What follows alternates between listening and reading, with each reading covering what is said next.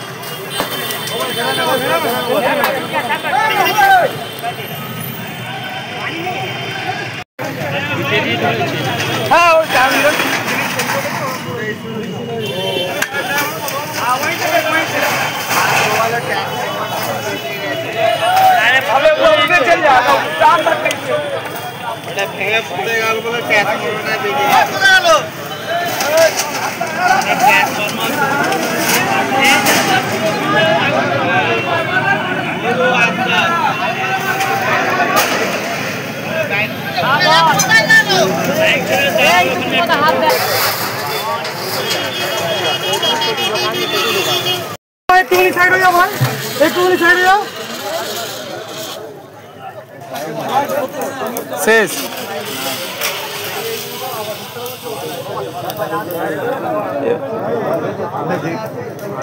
এটা তো কোনো কাজে নেই। বাইক